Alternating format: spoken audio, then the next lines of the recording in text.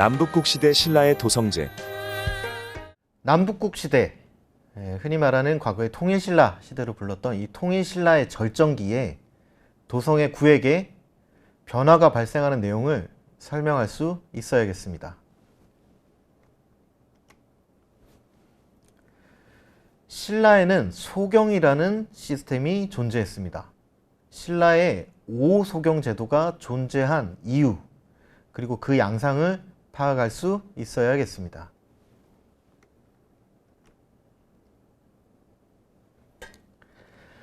발해의 초기 건국과 수도의 천도 내용도 함께 설명할 수 있어야겠습니다.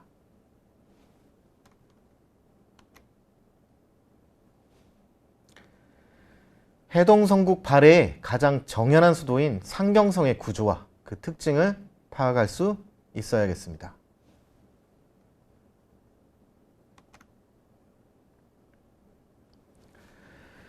이 남북국 시대의 신라는 한국 고대에서 가장 발전된 국가의 면모와 문화상을 보여주고 있습니다. 그런데 이 백제와 고구려가 존재하던 시절의 왕성은 그 이후 시대에도 그대로 이용이 되고 있어요. 반면에 남북국 시대의 발해는 수도를 자주 옮겼고 중국 당나라의 장안성과 같은 아주 정연한 바둑판 모양의 상경성을 건립을 합니다. 그렇다면 신라는 과연 정체되어 있었던 것일까요? 그렇지 않습니다. 신라는 이 1000년을 이어온 유구한 역사의 국가라고 이야기를 하죠. 초기의 왕성이 아주 멸망하는 그 시기까지 유지가 되지만 이 경주 분지의 이 자연적인 지형을 최대한 활용을 해서 마지막 단계에는 이 발해의 방형에 가까운 도성은 아니지만 완만한 지형에서 이 격자형의 방이라는 구획을 설정을 하게 되고 그것이 확장되고 점점 수리가 되면서 사용이 되었습니다. 이것은 신라의 후진성이 아니라 그 지역을 최대한 활용한 특수한 면모임을 얘기할 수 있을 것입니다. 이번 차시 사전 질문입니다. 문제를 잘 보고 O, X 중 하나를 생각해 보세요. 신라는 발해의 왕성과 같은 격자형의 정연한 구획이 없었다.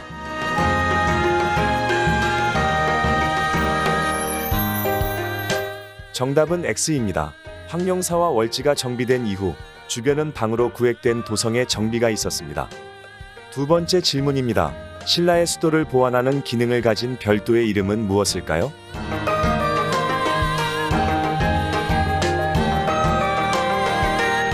정답은 소경입니다. 그럼 본학습을 시작해 보겠습니다. 본 강좌에서는 이 남북국 시대 신라의 도성제에 대해서 알아보려고 합니다. 시기적으로는 신라가 건국하고 백제와 고구려가 멸망하는 시기부터 고려가 건국되는 시기에 신라 수도의 내부의 변화 양상을 살펴볼 필요가 있겠습니다. 신라는 성장함에 따라서 이 좁은 왕경의 구역이 점점 확대되어 나갑니다. 최근에 여러 연구를 통해서 이 주요한 시설들의 설치 시점에 따라서 크게 3단계로 발전되어 나간다고 이야기를 하고 있습니다. 첫 번째로 주목할 시설은 바로 황룡사입니다. 이 황룡사가 만들어지는 시점을 전후한 이 6세기 중후엽을 기준으로 해서 이 왕경 내부의 공간에서 이 정연한 구획이 시도가 됩니다.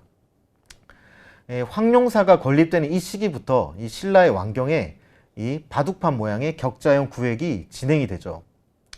사실 황룡사라는 이 절이 만들어진 이유부터 우리가 알아야 될 것 같습니다. 진흥왕 14년 553년에 새로운 궁궐을 건립하려는 시도가 있었습니다. 그런데 이 궁궐터에서 황룡이 나타났다고 하죠. 그래서 이곳을 황룡사라고 이름을 고쳐서 절을 짓게 됩니다. 이것이 569년에 완공이 되죠. 이런 왕성의 확장 시도, 그리고 이런 정비는 고대 국가로서 성장이 아주 절정에 달한 고구려의 장안성, 백제의 사비 도성이 6세기 전반에서 후반에 이르는 시기에 왕경의 구획이 진행되는 것과 맥을 같이 한다고 볼 수가 있겠습니다. 우리 두 번째 시기에 주목할 주요한 시설은 우리 흔히 안압지라고 부르는 월지가 되겠습니다. 신라가 삼국을 통일한 직후 이 7세기 후반부터 이 월지를 조성을 하게 됩니다. 이때 다시 한번 왕경의 공간에 대한 재정비가 이루어지죠. 이 삼국사기 기록을 살펴보면 문무왕 14년 674년에 궁궐 안에 연못을 파고 산을 만들어 화초를 심고 아주 진귀한 새와 기이한 짐승을 길렀다라는 기록이 확인이 됩니다. 여기서 보이는 이 연못은 월지 내지는 안압지라고 부르고 있습니다. 697년에 보이는 기록에서도 이 월지에 있는 이 임해전에서 군신들이 연회와 회의를 했다. 그리고 귀빈을 접대했다라는 이런 기록도 보이고 있고요. 931년에 신라의 마지막 왕인 경순왕이 고려의 태조 왕건을 초청해서 여기서 연회를 베풀었다라는 것을 보면 신라가 멸망하는 시기까지 이 수리를 반복하면서 유지되는 아주 중요한 별도의 궁궐, 별궁의 건물로 추정해 볼 수가 있습니다. 또한 이 월지와 임해전은 왕궁의 후원에 해당이 되고 월지궁이라고 불렸던 것 같습니다. 그리고 태자가 왕의 아들인 태자가 기거하면서 여러 가지 업무를 보던 이 동궁은 바로 월지의 동쪽에 위치하고 있었습니다. 실제로 월성의 내부에 대한 조사 과정에서 동궁이라는 글자가 새겨져 있는 토기 조각도 수습이 된 바가 있습니다.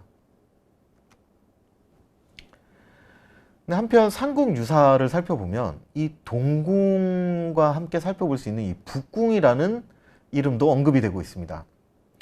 이 국립경주박물관을 확장하기 위해서 발굴 조사를 하는 과정에서 남궁지인, 남궁의 도장이다라는 이 글자가 새겨져 있는 기와가 확인이 된 바가 있습니다. 여러분들 여기서 동궁, 남궁, 북궁 이런 다양한 궁궐들의 이름들이 확인이 되는데요. 모두 왕궁에 포함되는 범위라는 점에서 왕궁이 월성 바깥으로 점점 확대되어 가는 모습을 알 수가 있겠습니다. 마지막으로 8세기 이후에 왕경의 공간이 지금 현재 경주 시내 공간 구획과 거의 일치하게 되는 이 시기, 이 도성이 완성되는 시기를 주목할 필요가 있습니다. 신라의 왕경에는 이 바둑판 모양의 도시 구획이 확인이 됩니다. 이런 것을 방이라고 합니다.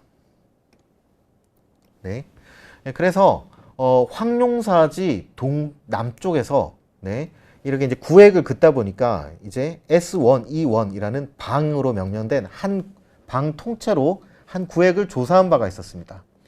이 방의 외곽에서는 방을 나누는 담장이 확인이 되고 그 다음에 내부에서는 도로들이 반듯하게 구획이 되어 있어서 이 내부에서 집들이 8세기 이후부터 계속 수리가 되면서 사용이 되었던 이런 흔적이 확인이 된 바가 있습니다. 그래서 삼국사기에 헌광왕 6년 880년이면 사실 신라가 쇠퇴기에 접어든 시기였습니다.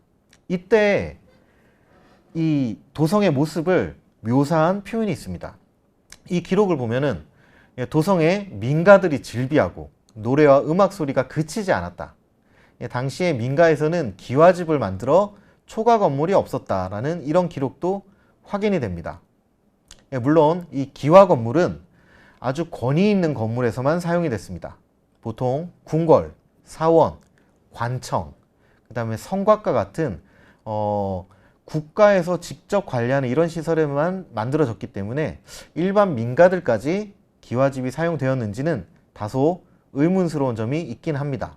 그렇지만 신라가 멸망하는 직전의 단계까지 아주 완비된 도성의 면모를 우리가 유추할 수 있는데 큰 도움이 되는 기사라고 하겠습니다. 최근에 경주 지역에서 굉장히 활발한 발굴 조사가 이루어지고 있고 그리고 지금 컴퓨터, 그래픽, CG가 발달하게 되면서 과거의 경주의 모습들을 그래픽으로 복원하는 작업들이 활발하게 진행이 되고 있습니다. 여기에 보이는 이 복원도 여기가 월성이 됩니다. 지금 월성 외곽으로도 많은 집들이 만들어지고 있고 특히 여기 보시면은 이 격자형의 방들이 만들어지고 있는 것을 알 수가 있습니다. 여러분들이 앞서 본 경주 전체의 복원도를 생각하시면은 아마 조금 더 이해가 쉽지 않을까 싶습니다. 네, 그리고 여기는 안압지라고 불리는 월지가 되겠습니다. 네, 이 월지에는 이 임해전이 유명하고요. 이 옆쪽을 동궁이라고 불렀던 걸로 보이고 이 남쪽에 바로 월성이 위치하고 있습니다. 네, 그렇다면 월성에서 출토된 그 여러 가지 글자의 유물들을 한번 살펴볼 필요가 있습니다. 네, 여기 보이는 이 기와에 도장을 찍었습니다. 이 도장의 내용에 남궁지인이라고 되어 있죠. 네, 남궁의 도장이다. 즉, 이 기와는 남궁에 만들어진 건물에 올려졌던 기와라는 것을 표현하기 위해서 제작 과정에서 찍었던 걸로 보입니다. 옆에는 글씨가 좀 투박하지만 위쪽에 동, 그리고 아래쪽에 궁, 이렇게 연결이 되겠죠. 네, 이렇게 복원할 수가 있을 겁니다. 네, 이렇게 남궁과 동궁으로 적혀 있는 이 글자들이 있는 것을 통해서 우리가 신라 월성이 확장되어 가는 과정을 유추해 볼 수가 있겠습니다. 그렇다면 최종적으로 우리가 그래픽으로 복원했을 때 월성의 모습입니다. 네, 월성의 가운데는 이렇게 궁궐의 면모를 갖춘 여러 건물들이 있었을 것이고요. 그리고 여기에는 동궁이 있었습니다. 그리고 위쪽에는 북궁도 있었고 남궁도 위치했겠죠. 아마 이쪽이 남궁, 지금 국립경주박물관 자리, 이쪽이 동궁, 네, 북궁은 아마 이 지점으로 추정이 되는 것 같습니다. 그래서 지금 그 이전 시기에 있던 무덤들은 그대로 둔 채 최대한 경주의 외곽으로 확장되어 가는 모습, 이게 경주의 마지막 모습으로 추정해 볼 수가 있겠습니다. 다음으로 살펴볼 것은 신라가 영역이 확장이 되어 가는 과정에서 이 소경의 위치를, 그리고 소경의 의미를 살펴볼 필요가 있겠습니다. 네, 경주는 우리가 지도를 그린다면은 나중에 사진에서도 보겠지만 한반도의 동쪽편에 치우쳐 있습니다. 네, 그렇다면은 처음에 여기서 성장했던 신라가 삼국을 통일해서 대동강 일대까지 확장을 하게 되면 여기서 전국을 다스리는데 상당한 지장이 있지 않을까 싶습니다. 네, 그렇기 때문에 이미 지증왕 15년에 소경을 설치했다라는 기록이 보입니다. 이때 나오는 것은 아시촌 소경이라고 이름이 붙여져 있는데요.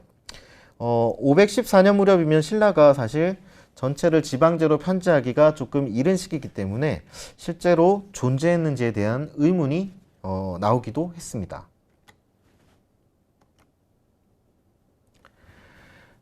처음으로 소경이 설치되는 것은 바로 국원소경이 되겠습니다. 신라가 소백산맥을 넘어서 한강유역, 지금 서울 지역을 차지하게 됩니다. 그리고는 557년에 지금 충청북도 충주에 국원소경을 설치를 합니다. 국원소경은 사실 고구려가 남쪽으로 남진했을 때 고구려의 남진 기지가 국원이라는 명칭을 쓰고 있었습니다. 네, 이 국원에다가 소경이라는 이름을 함께 붙였던 것이죠. 네, 그리고 이거보다 시간이 좀 더 지나서 639년 선도강 8년에는 강원도 강릉 지역에 해당되는 곳에 북소경을 설치를 했습니다.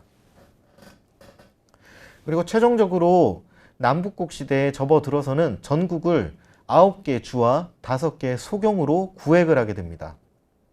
따라서 신라의 왕경의 기능을 각 지역의 요충지에다가 설치한 5개의 소경이 대체를 하게 됩니다.